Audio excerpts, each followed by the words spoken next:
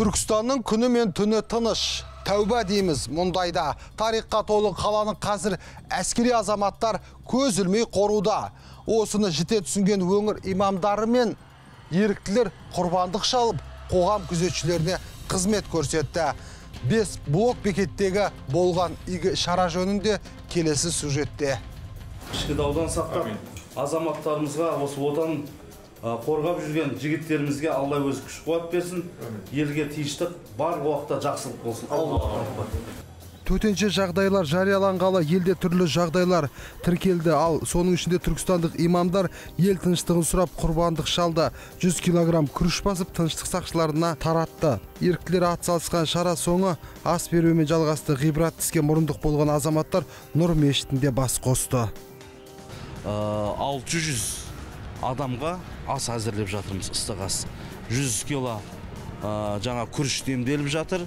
Аллаға шүкір, бауырларымыз, осы діндегі жүрген бауырларымыз өздерінің үлестерін қосып, 2 үлкен қошқарды құрбандық шалып, осы елдің тиіштігі үшін осы имамдардың батасын алғысын алып атқан жағдай бар. Сондықтан жасаған бүгінгі қайырлы істерімізді Аллах сауаптан жассын, елге амандық, әрбір жанұяға жақсылық, шаңыраққа шаттық ұялатсын. Қазіргі таңда қала тыныштығын 350-ге жуық әскери қызметкер күзетіп тұр. 5 бекеттен бөлек стратегиялық нысандар да бар. Елбасына күн туғанда отан қорғаған азаматтарды қастерлеуіміз тиіс дейді қаламыздың бас имамы. Тәртіпке қарап жатқан, қауіпсіздігімізге қарап жатқан барлық ағаларымызға, азаматтарымызға бір үлкен үлесіміз болсын дедік, қызметіміз болсын дедік.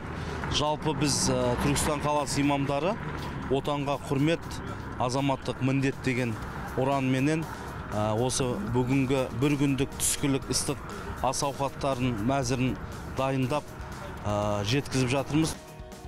Осынау қиын сәтте бірлігімізді көрсету әркімнің азаматтық парызы. Енді еліміздегі дүрбелең бітіп, бұрынғы қалпымызға оралсақ болғаны.